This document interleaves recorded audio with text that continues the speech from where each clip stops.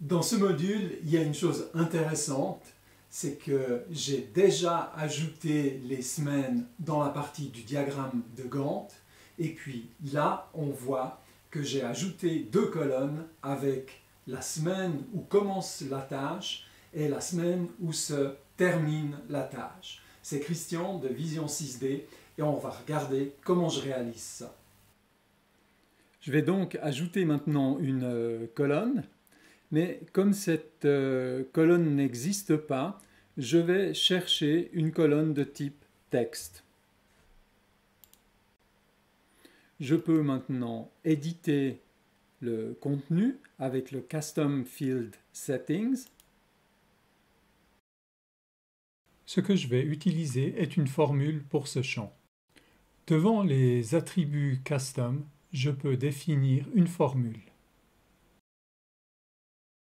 Chaque fois que je fais cela, MS Project m'informe que s'il y avait des données dans ce champ, elles seraient tout simplement effacées. Je dis OK, et puis la formule que je vais copier se trouve dans le bloc-notes et je n'ai que à la coller. Je ne vais pas la détailler, c'est la même pour la date de début et pour la date de fin. Nous avons le mot-clé Start et pour la seconde, ce sera Finish. Je dis tout simplement OK et j'ai de nouveau l'avertissement d'effacement des données. Je dis tout simplement OK et maintenant, on va voir qu'est-ce qui va se passer lorsque je dis OK. Et on voit que MS Project a calculé pour nous la semaine de démarrage de la tâche. Je vais maintenant ajouter la deuxième colonne, ici, la colonne de fin. Je fais exactement le même principe. Je prends texte 2 et puis je vais éditer avec une formule légèrement différente parce que nous allons avoir besoin de la date, cette fois de fin de la tâche. Voilà, donc la formule, on la retrouve, je l'ai également copiée. On voit que la distinction principale, c'est que dans le centre, ici, on a la partie Finish à la place de la partie Start.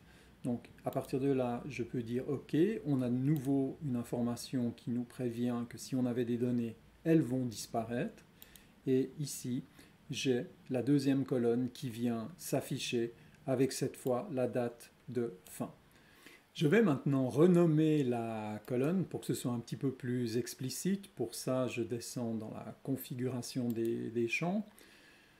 Le champ, il peut continuer à s'appeler texte 1, mais son titre, je vais appeler ça Start Week. Et je fais la même chose pour la deuxième colonne. Donc je redescends dans la configuration du champ. Il va s'appeler texte 2, mais le libellé, ce sera Finish Week.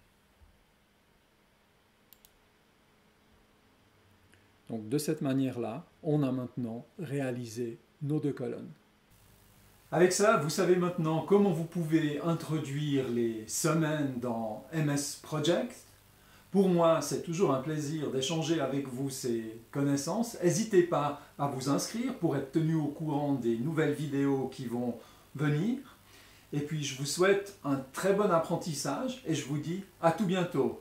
Allez, ciao ciao!